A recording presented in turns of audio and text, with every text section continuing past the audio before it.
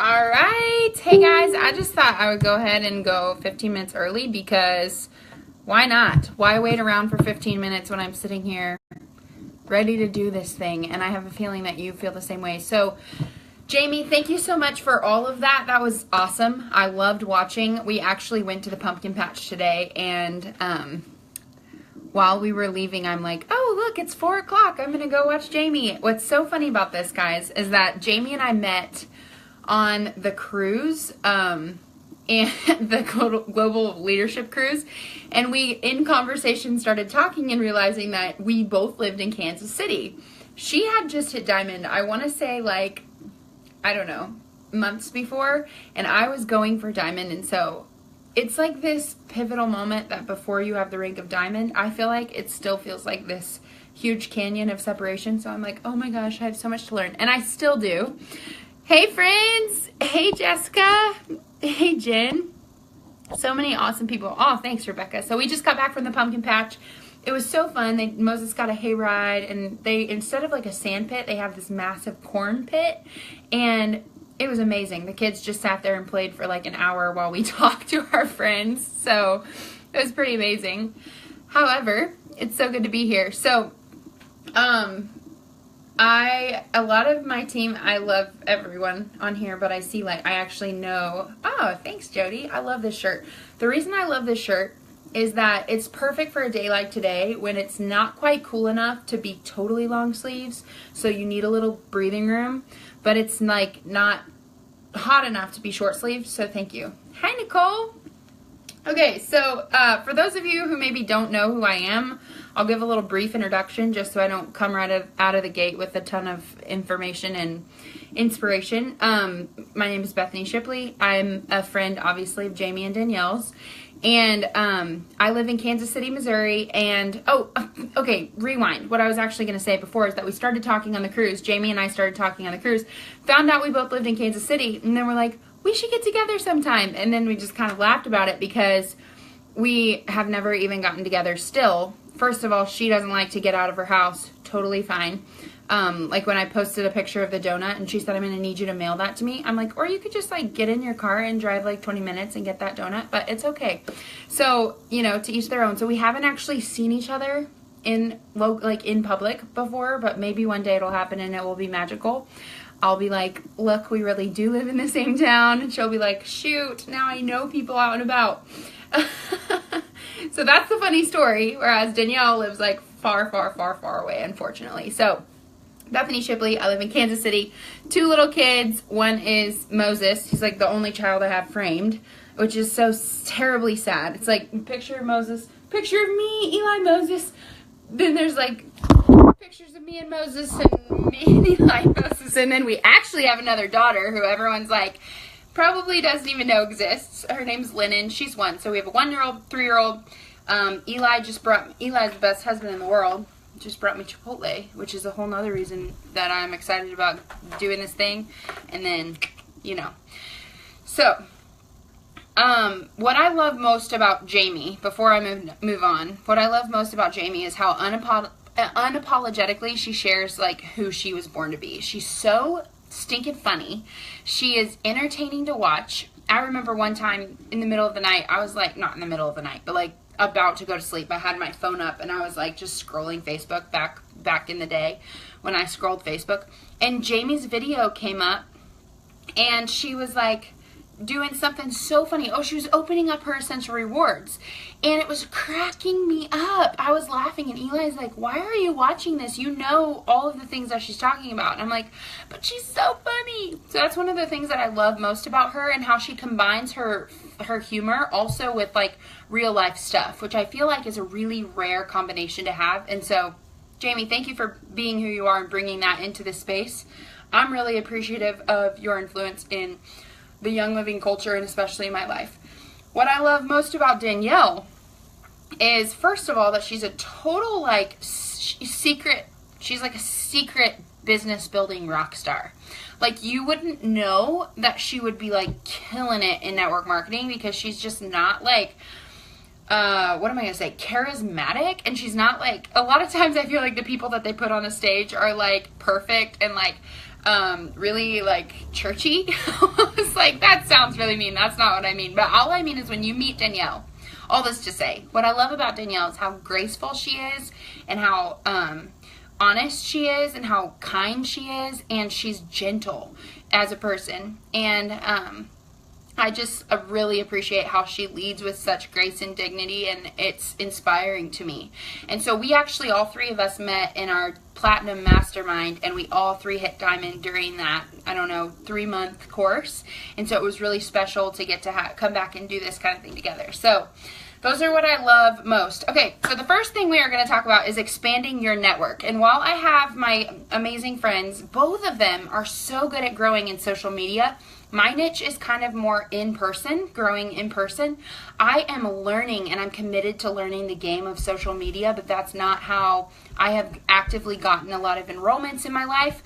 My enrollments have come from an in-class setting or over coffee or talking to somebody, and so I want to teach you a step-by-step on how to expand your network in a in-person situation. So the first step is, and I call this training making friends in public, right? Because that's what it's about. We are collecting friends. And I like to view, let's just set the tone here by saying, I'm not going to go out and collect a friend with the only intention of how they can help me.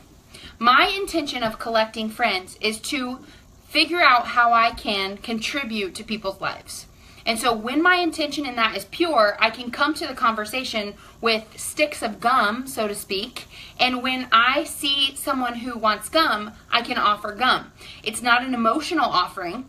It's not a, please take this gum, I need someone to eat it. It's, I have a stick of gum, do you want it? If not, that's okay. So when I'm out and about, I am so not desperate. I am so magnetic, and these are words that I choose to use for myself because that's almost speaking it into existence. When I choose to be magnetic and I choose to be attracting the people that I want to attract, then it's amazing how things happen. So the first step is when you're out and about, let's say you are at the store. I'm going to scoot back a little bit. This is like a weird angle. Also, Whitney Krager, shout out to her. She bought me and sent me a stand for my phone so I wouldn't have to have this situation. And Whitney, I am confessing this now on a live video to everyone. It broke in transit on its way to me. So I need to get with you and ask you where you bought it so I can say, can I get a new one? Because I love that thing. That would have been awesome. So when let's say you're going out and about and you're shopping in Aldi. Let's say that's kind of where I like to shop because it's cheap. So I'm shopping in Aldi. The first step to making a new friend is smiling. And you make eye contact with that other person. I'll tell you one thing that I look for. If they are not the kind of people that can handle the intensity of eye contact, they're not the type of people I'm looking to work with. So the people that I'm looking to work with, and I'll tell you exactly, because it's something that I'm working on for another teaching that I'm doing next week at Diamond Bound. I'm looking to work with independent, committed, inspired, innovative, visionary, and confident people. Confident people aren't the ones to break eyesight. Confident people will keep that eyesight, right? So when I smile at them and I look at them in their eyes, the way that they maintain eye contact is how I know if they're confident. So that's the first thing. At that point, if they smile back, I know they're open to conversation. It's literally that simple. If they smile back, they're open to conversation. So I throw out a teaser. And the teaser is the me too. You have less than 5 seconds to figure out what their me too is. So do they put big bows in their daughter's hair? And do you? And if you do, that's your me too, right? So if they are wearing Nike clothes, like golfing clothes, and you're a golfer, that's your me too. You literally have 5 seconds or less to figure out the me too in that relationship. So if I'm in the store and I see another mom and she's got 2 kids in her cart, boom, me too. I'll say something I won't ask a question first. I'll say something like, I'll make a statement to see if she'll agree, right? So I'll say, life is crazy with 2, isn't it? So it's not quite a question, but it's like a statement to offer, like offer, do you want to have conversation? So a lot of times she'll say something like, if she's interested in that conversation, then she'll say, yes, and I actually have another, or yes, it's been so crazy, and she will reply with something more than one word. If she only replies with one word, that's your cue. She probably isn't interested in conversation. So if she replies back, then your job is to ask a question that is something like, really a way to contribute to your Me Too. So for me, if I see this situation where there's a mom with 2 kids and she says, yes, it's crazy, and this is like the 3rd day in a row, blah blah blah, and I say, have you ever considered taking your kids to gymnastics? Bam. That is something I know she would value. I have something to contribute because I know about it. No, where's that? Oh, it's at on Chipman at Extreme. I take my kids every Friday between 10 and 12. It's amazing. $3 each. Say you're with Lisa at Play. Actually, I'll send you the information on Facebook. Are you on Facebook? Yes, I am. Okay, awesome. I pull out my phone. What's your name? I know some people have said, oh, hand me your phone and I'll add myself on Facebook. The reason that I don't do that is because the reason I don't do that is because I want them to know that they can decline if they want. And I think I've only had like one person ever decline that I actually re-looked up, and I don't even know if she declined because I couldn't remember her name, which was totally on me. But there are so many, it's the simplest little system. And the thing about it is that the first time you start doing it, it's going to require a mojo and energy about you that's going to be a little bit different than maybe you're used to. Because we, as people, are used to going through the grocery store with our head down, with our cart. We don't care to talk to anybody. We're not there to contribute. We're there to get our food and we're going to leave. That is not the life. That's not my highest self. That's not the life I want to live. And so for me, when I'm going in the grocery store and I'm going, okay, no, contribute. You need to meet people. You're magnetic. You're going to smile. You can actually go through this whole system by truly just doing it one step at a time. The first time you go in the grocery store, you're just going to start smiling at people. Make it a point to make eye contact and smile at every single person you see. I guarantee you, you will walk out feeling so stinking happy. Because smiling at people is the first, like, just basic human need. I feel like kindness. So it kind of makes me want to cry because it's like, it's so needed and it's not like talked about. Like, we just smile at people. Then the next time you go in the grocery store, you smile and you make eye contact, and when they get within 10 feet of you, you find them Me Too and make a comment on it. That can be your first thing. So that's your second time at the grocery store. Then third time at the grocery store, you make eye contact, you smile, you make a little statement, and when they comment back, you find a resource to contribute to them. And then the next time, you find a way to connect with them. Now, for me, I'm in a really tricky place in my business and life where my Facebook friends are totally filled up. I have 5,000 friends, or a little less than, but it's not enough to be able to confidently add people. For me, so far, I have used that as a way to quickly communicate what I do without being weird. So I'll be like, I'm so sorry. I'm actually at my friend limit on Facebook because of what I do for work. I have a lot of connections. Would it be okay if I get your phone number and text it to you? And that opens a way. All of a sudden, they are super curious about what I do. So that's the way that I've kind of been navigating around that. But a lot of times what I like to do is I'm kind of like, I love how Jamie said she's not the like pressure into something. I like them to know when they want wellness, purpose, or abundance, I'm their girl. I don't want to pressure someone into a decision, but I want them to know I'm the best decision for one of those 3 needs. Does that make sense? I'm not about to go, and when you need essential oils, here's my card, because that makes me feel like I'm there literally in that relationship just to get and not to give. Whereas if they know I'm extremely passionate about wellness, about purpose, and about abundance, and when they need that and they're open for that, I'm going to be the one to contribute to them for that. Until that point, I'm looking for the ways that they are looking. Where do they need value in their life? And that's what I'm looking to fill in that relationship. So for me, just literally practicing the energy around you, practicing how to help people feel valued in that moment, how to help people feel accepted in that moment, and make it not weird. I remember far before network marketing, I was like, I would love to create a space where people could come and have like blind dates for friendships, or not blind dates, sorry, like speed friendships, like for speed dating, because I've always seen value in meeting new people and making new connections. And so when I jumped into network marketing, because that's always been a value that's streamed throughout my life, it's not weird anymore because it's who I am. Now, if you weren't that way before, that's fine, because you can grow into being that way. But don't feel like you are here to get, because that energy will repel people, not magnetize people. So that is my simple how to make friends in public, and I am so grateful for the two other people speaking. Jamie and Danielle are both amazing at growing social media.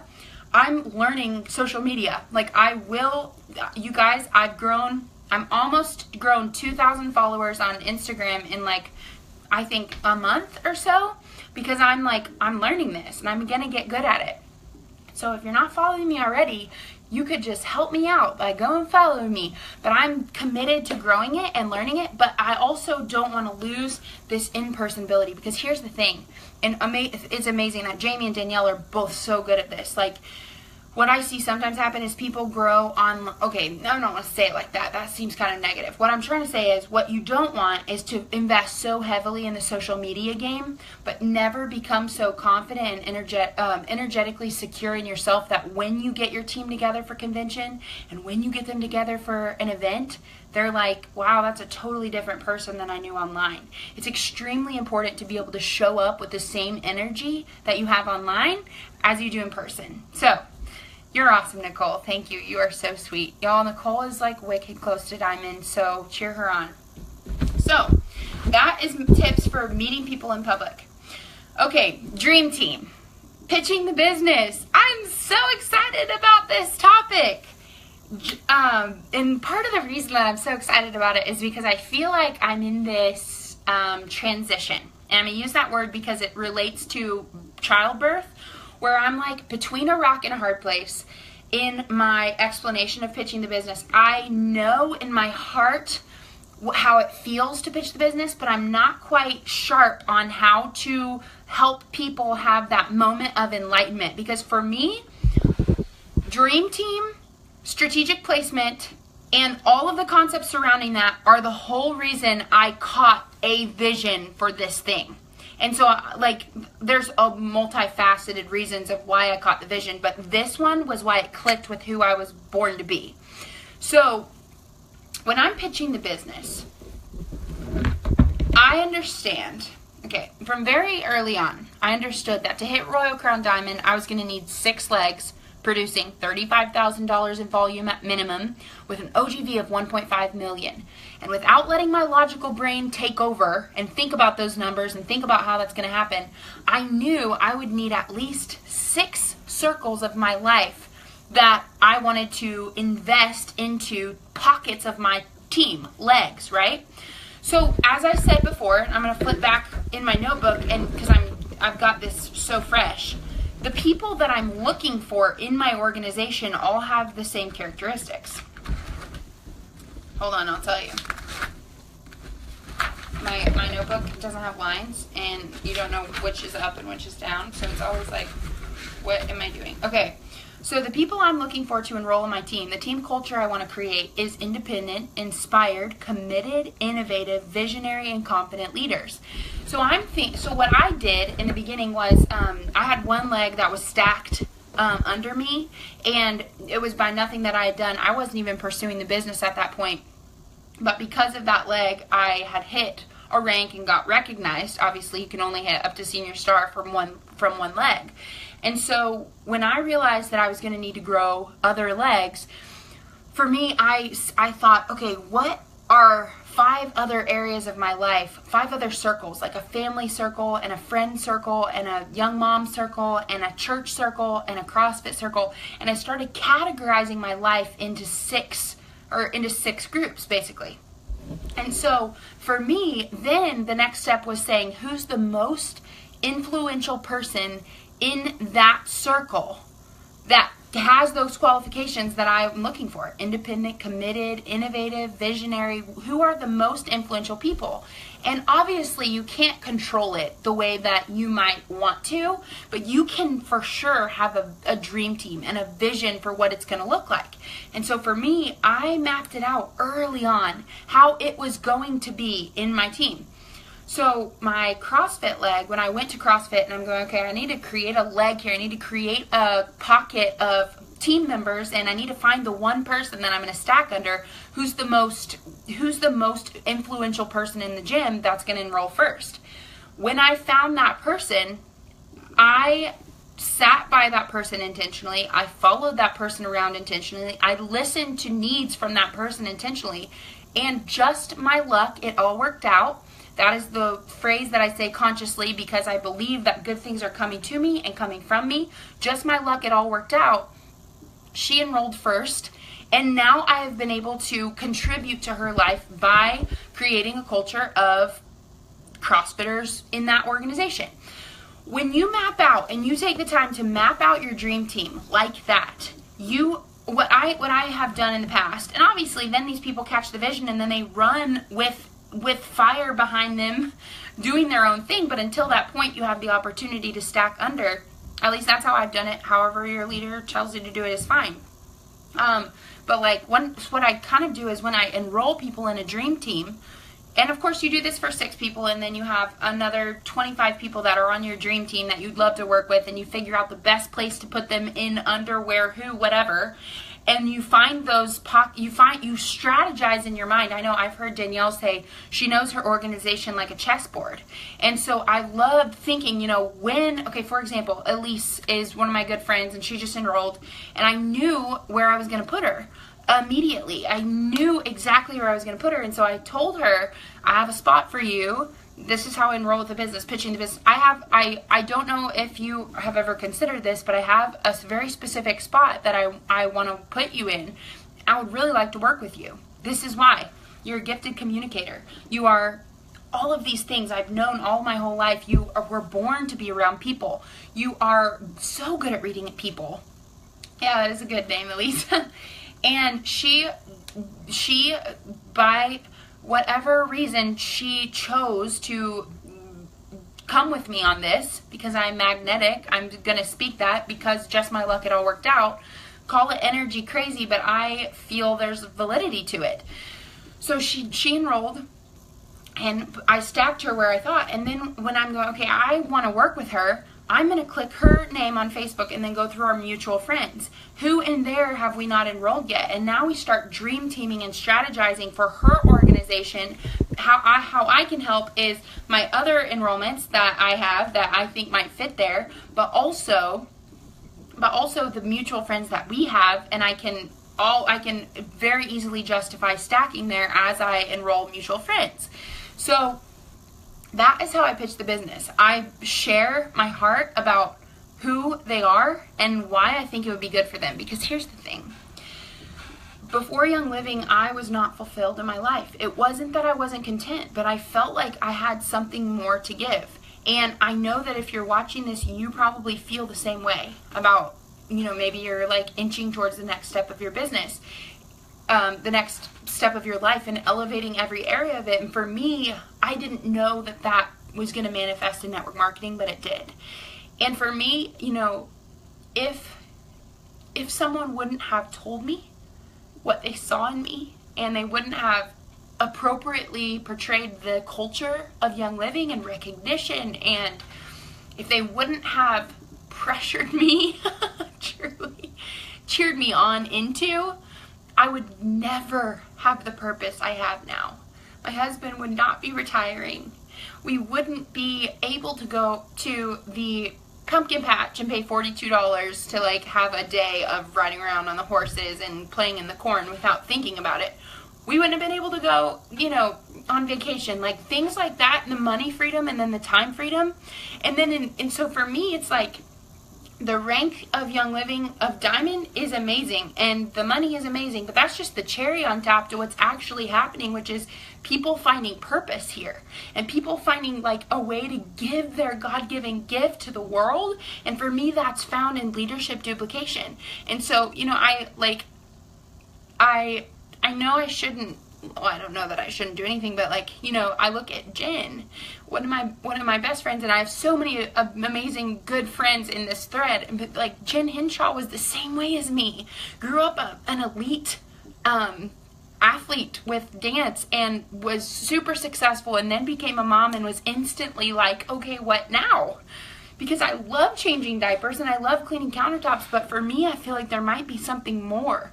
And to know that because I was brave and said something and offered this little stick of gum that has no emotional attachment if they say no, but can mean the world if they say yes, for me it's like a no-brainer, because for me my life has been totally changed. And so for me, when I'm pitching the business, I'm not just pitching a business, I'm pitching a life of freedom, and I'm pitching purpose. And it's so deep in me that because I have this conviction, when I say it, people don't feel like I'm pressuring them, because I'm not, because I'm truly saying it for them. And if I weren't, it would be sniffed out and it would be not, you know, received well. But because I truly believe. And so if you feel like you don't believe in the business opportunity, I just recommend that you spend some more time building that belief. Listen to people who have made $1 million or more in the industry every single day. There are podcasts and YouTubes and tons of trainings that are free. Just surround yourself by the mindset and try to find the common denominator between every single $1 million earner. I wasn't planning on sharing this, but I'm going to anyway. Which probably like always happens in every talk I ever do. But I have to pull up my group because I found it really confusing when I first started. And maybe you'll empathize with this. I found it very confusing that some of the Royal Crown Diamonds said you have to teach classes. And then some of them said you don't. And then some of them said you should do this script. And then some of them said you don't. And I'm like, I don't know what to do. I feel stuck. And so one day it was just laying on my heart, and I was shopping at Sprouts, and I'm pulling this up. Here we go. Shopping at Sprouts, and on the wall of Sprouts, it's like a natural grocery store, there was a long list of concepts that when I saw it, I felt like it hit me like a ton of bricks, because I'm like, those are the concepts that stay true in business regardless of how you choose to implement them. And so what I did was broke it down between month. Every month was a different concept. And so February was initiative equals opportunity. You can think about that and interpret however you want. Delegation equals personal growth was March. April is empowerment equals agility.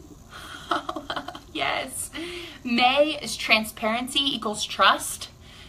June was accountability equals results. July, mutual respect equals a positive environment. August, collaboration equals teamwork. September, innovation equals relevance. October is recognition equals inspiration.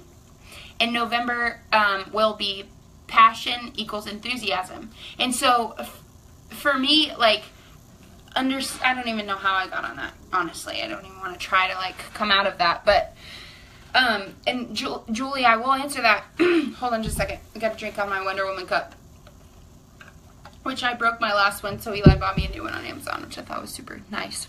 So how I did that when I was super authentically, when I was just starting and not in the place of time and financial freedom personally, what I didn't see the value in then that I see now, and I preach it like 110%, the power of a third party. The power of Jordan Schrant, my enroller, who is making more money than me, more money than anyone in my immediate life. I get her on a 3-way call. She was more than willing. I would have said, do you have interest in this business? Okay, you have interest. Like, I want to introduce you. I'm obviously still learning. Now, I'm committed 110%, and this is my mentor, and I want to get her on the phone for 10 minutes. And that's one of the things that Jen Hinshaw and I have done a lot, is like the power of the 3-way communication, because what happens is when we don't allow someone else to be the expert, it literally can shut off, because now that person feels like they have to be the expert when they're sharing. But if they feel like, oh, but now Bethany's making money, so now we can just throw her in a 3-way call because she knows what to do, and then it continues to go. So the power of a 3-way call or a 3-way message, Hope Poindexter is another person who's done that so well. I've seen it many times where I'm like, very well played. She would know the answer, but she would throw me in a 3-way message because she knew it would mean more, because they knew how much money I make. So that, I feel like, is a really good thing. And here's the thing. Awesome, Julie. I'm so glad that was helpful. I think for me, recognizing there is going to be someone in your upline who will be willing to do that, who is making more money than you. But I do think it's important that you analyze and make sure that they are the team culture you want before you commit in that way.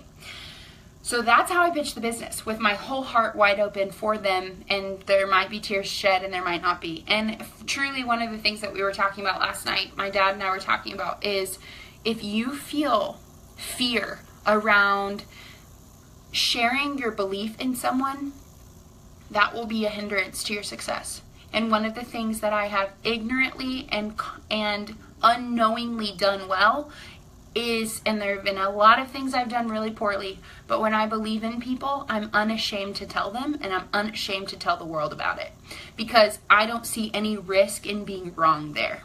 So if you feel like there's risk, like for me, like my little brother Jake, there's very few people on the planet that I believe in like I believe in my brother Jake. And he was born for greatness. And anybody who's around me and him will know that, because I'll be sure to let them know. By the way, like, he's born for the big stage. By the way, he's going to be speaking in front of millions of people, sharing his incredibly innovative concepts. And I have no reservation saying that, because I trust my intuition. But the other side of that is, if I'm wrong, I'm wrong, and it doesn't matter. But you can never go wrong believing in someone. So if you have fear around that, then kick it to the curb, because it's not welcome in this business. There are people that are going to hold those characteristics of what you want to create in your team culture. For me, confident, the list I gave earlier, for me it's that. And for me, it's going to be worth it. That's who I spend my time believing in, are those people that hold the characteristics that I want in my team.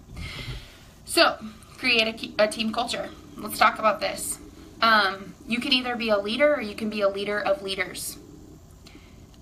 And I don't know if that's original to me, so I don't want to take credit for it, but you can either be a leader, or you can be a leader of leaders. And being a leader of leaders is going to allow them to have the fulfillment that they need in this business. I don't know if that's quite getting across the way that I want to say it, so I'm going to try again. To be a leader of leaders gives them the fulfillment. For me, if someone would have okay, I'll just be super transparent. My parents are in Young Living as product users. And while I could stack under them, I haven't been at peace about it yet in a major way, because I don't want to take away the amazing things that need to happen to them in order for them to do this. And so I'll hire my dad. My dad works for me full time. I'll hire my dad and I'll pay him a salary. But if he wants to do this business, like in my mind right now, I want him to have to go through the growth that takes. Because at the end of the day, if I really believe the money's a cherry on top and the rank's a cherry on top and the people are what really matter, then I don't want to strip them from the opportunity to do it. And so maybe that will change for me in the future, and I'm not saying it never won't, but for me, I don't want to take that away. And so if I am the only leader and I don't make room for anyone else, and if I only give platform to myself and I only give platform up, and I never give platform down, and I never encourage my team to be a leader and to have their own ideas and to have their own innovative contests and to have their own way that they run their group, and they have, if I don't believe in them to do that, then I am just wanting to be a leader of people, not a leader of leaders. And so for me, I'm still learning in this, and I'm learning how to navigate being in the place of influence in my own team as much as I am in Young Living world, but also let my team know I believe in you enough that I don't think I need to be involved here. I can be here to be the FaceTime on a Tuesday at 2 and strategize about, goals or whatever, but I don't need to be the one in your group launching the idea. And I don't need to be the one coming up with the contest. And I don't need to be the one mailing out all your diffusers to fill the contest. I want to give you the freedom and the liberty to do this because it's hard to explain. I'm still obviously struggling through it, how to explain it, but I think it's making sense. It is. The concept is all about empowerment and service, and I'm still I'm supposed to be talking about the pillars of empowerment on Saturday and Sunday at Time Bound, and I am man, I have so much here that I want to share, because this is the way that this is the way every single leader in my team is independently growing their own team. Not that I ever would, but that I could throw my hands up and go to Bali and come back 10 years and I would be a royal. I know that without a doubt. I know, and I trust, and I believe that they are brilliant people. And that kind of trust and that kind of belief in people, and to put my own success on the line, speaks of it.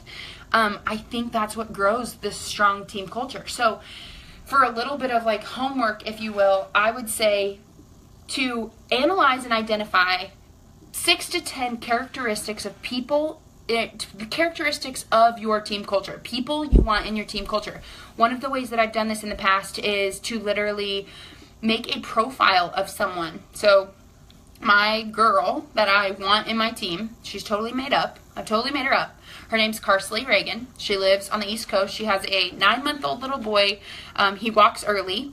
They go to the beach often. They go to library time. They get out and about. She loves posting photos to Instagram, but she hasn't really studied Instagram very much, so she hasn't really grown because her profile is actually private, but she doesn't know she should have it public. She just doesn't know. She's got long blonde hair. She's thin. She's mindful of wellness and purpose and abundance. Her husband actually does really well in his job, and he's kind of, he's gone often, but they love each other and they want to be together. So Carsley is the girl I'm looking for right now. She's confident. She's visionary. She's innovative. She is all the things that I want in my culture. So I view this as I'll do 2 metaphors and see if we can make it make sense both ways. I view it as I am growing a garden, and it's my job to pluck the weeds that are not all of those characteristics, and it's my job to water all of the things that are those characteristics. So when people enroll someone, that shows me that when they enroll someone without me ever even knowing, that shows me that they're confident and they're innovative, because they figured that out all on their own. They Googled it. They looked it up on YouTube. How to enroll a member. They figured it out. So when someone enrolls a new member, I want to pour water on that action. I want to pour water on that characteristic. And so then when weeds grow up and maybe there's negativity, nope, that's not in my garden. Pluck it out, put it out, because I own my space. I own my garden. This is my garden box. No bad bugs come in. I keep enough microbes and germs in there so that the good can thrive. I can't take away all of the opposition, but I'm going to make sure that if there's a threat to my garden, it is gone. And I don't care how the threat feels in that environment, because my garden and the people and the good flowers growing in it are my number one and highest priority. So I can get past myself that is so afraid of people feeling whatever, because my highest priority is those people in the garden that I'm trying to grow. The other more close to home analogy is when I coached junior high volleyball, and there's a group of 12 girls, 6 play at a time, and I get to choose what I recognize, what I cheer for, what I tell them to do, who plays. And so we got, actually this was funny, there was a girl, we had this preseason tournament, and I love that question, Andrea. I'll come back to that in a second. So we had this preseason tournament, and this girl, I don't even remember her name. That's horrible. We'll just call her Christina, because she actually looked like a Christina to me. Beautiful girl, long blonde hair, really elegant, but so timid and so embarrassed. And every time we get done with a play of like a play and thing, I wanted the whole team to energetically and ferociously, as junior high girls can be, right? My awful wink. They're not ferocious. They're like awkward. I want them to confidently come to the middle and say, go team, and clap all together. And so this girl would do an amazing underhand serve, or overhand, whatever. I don't remember, but whatever was, her serves were amazing. Oh, her name was Rebecca, actually. So we'll go back to the real name. And I said, Rebecca, you are doing an amazing job on those serving. But your energy is not where it needs to be for this team. Because you're doing amazing, they're looking to you to see what you're going to do. So what I want you to do next time is you do an amazing serve, you go passionately to the middle, and you clap. She didn't do it. She totally didn't do it. She totally was too embarrassed to obey me. So I said, Rebecca, you're going to get one more chance to do this. And if you don't do it, I'm going to have to pull you out because you're not bringing the energy that I want. And so she served again, and she didn't do it. I don't remember how it all worked out, but I had to take her out of the game, and I sat her on the bench, and I said, you are an amazing player. I am literally telling you this because the culture of this team is more important to me than the performance. It's more important to me that you are involved, you are choosing to be confident, and you're pushing yourself in this area than it is that you get it over the net. And throughout the whole season, watching her bloom and blossom as we recognized those characteristic skills in other people. When other people would come to the middle, I'd say, awesome job, Jamie. Awesome job, Jamie, on coming to the middle. You did amazing. That recognition and inspiration, like just like this says, recognition equals inspiration. In October, that's our theme this month for my team. Recognition equals inspiration. When you recognize in others the culture you want to create, it will inspire people to do the same thing. And so it is not calling, and I like to divide this. You can have a team culture of motivation, or you can have a team culture of inspiration.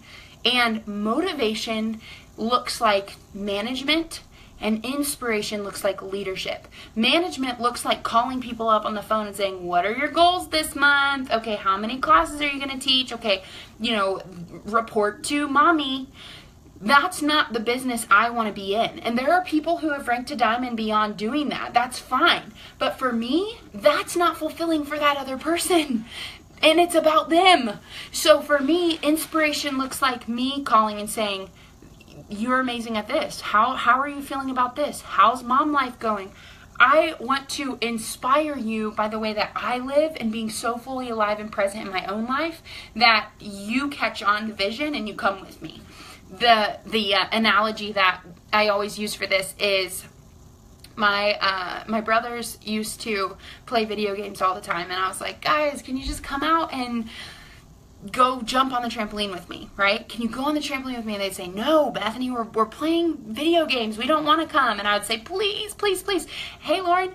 And I could sit there and I could beg them with my mouth. I could beg them to come play on the trampoline. But until I actually got out on the trampoline, started jumping, turned on the water hose, put the Dawn dish soap before we knew any better out there, slipping and sliding, they look out the window. What's more persuasive to them? It's when I'm jumping on the trampoline doing the action. And so in the same way, when I'm pitching the business, it's when I'm doing the action and I'm teaching classes and I'm having a blast. Of course they want to join me because I am showing them by example, not talking them into anything. So for creating a team culture, you if you visualize it as your garden, and you water the good and you pluck the bad, and what you're going to water is already identified, and you step back and you want to be a leader of leaders, and you say, what are the leadership things that are happening below me, and how can I water that? I feel like, honestly, pitching the business, the dream team, finding the characteristics you want, go so hand in hand with creating a team culture. One of the things that I've seen before is people, and I'm not thinking of anyone specific, so don't anyone feel like, oh, she's talking about me. I see people enroll people, but they can never duplicate the business. This is a really common problem. A lot of people have this. And I wonder, how do we want people to feel when we are teaching them? Do we make it complicated and overwhelming that they think they have to do the same thing? Because if so, that is going to feel intimidating to them. And the last thing people want to feel is intimidated. They want to feel confident. And so if you want to attract intimidated people, you would do that, right? But if you want to attract confident people, you would empower them with everything they need. So there's a lot of floating around concepts. You can tell that I'm deep in thought in a lot of these areas already, but I was actually going to go back and answer a question, and if anyone else has a question, we have a few more minutes here. So, okay, so, let's see here. Okay, so Andrea says, do you think having such a distinctive idea of what you're looking for has ever limited you in the past? I'm new to this business, but I'm just wondering if sometimes people may exceed your expectations and be successful in this business, even if they don't seem to meet the qualifications that you mentioned. Does this make sense? Yes. Andrea, it makes total sense. When I was in early high school, when we had just moved to Kansas City, I met a guy that I thought I really liked, and he came, my family at the time cleaned a dentist's office, and he would come with us while we cleaned the dentist office late at night, and he would sit on the chair while I swept the room and vacuumed up and washed everything down, and he would talk to me. And I thought that was awesome. And I was like, that's so cool that he came. And my mom had a lot of reservations about this guy. And I'm like, one time I was just, spouting off to my mom. And I'm like, well, that's not fair, Mom. Like, there are things about Dad that you don't like. And there are things that you just deal with. Why are you making it a big deal about this guy? And she said that the difference is it's a character trait. It's not a action. One of the things that she doesn't like about my dad is that he wears underwear with holes in it, okay? That's not a character flaw, but a sitting in the chair and not wanting to work is a laziness character flaw. And so for me, I think if the characteristics are stronger identified than the actual person or the picture of the person, I could have a 90-year-old woman who lives in a nursing home who is passionate about life, and Agilise has just totally worked for her, and she is innovative, and she's willing to get on the computer and learn how to enroll somebody, and gosh darn it, she's going to host a class there at the nursing home. She would fit my bill because her characteristics are the same. Not that she has long, beautiful blonde hair. The reason I create the picture so clear about Carsley Reagan, my makeup person that I'm enrolling, is because I feel like when I see her, I'm so much more confident because I've already had that conversation so many times. Like, that reminds me of Carsley. And honestly, Carsley reminds me of myself. Carsley reminds me of the person that I was before Young Living. And so it's someone that I know I can speak to. Now, I'm still going to enroll Jane from the nursing home, absolutely, because she has the characteristics. So that's what I think I would focus on more, and then just to help it liven up in your mind, apply it to a person, if that makes sense. Awesome. Awesome. Well, guys, I'm so excited to hear from Danielle. I know she's going to just blow us away, and I also am really excited to eat my Chipotle bowl that Eli brought me. So with this, I will say au revoir. Thank you so much for joining, and I really appreciate all of your kind comments. If you have any questions, I'll come back through and answer them. So see you guys later.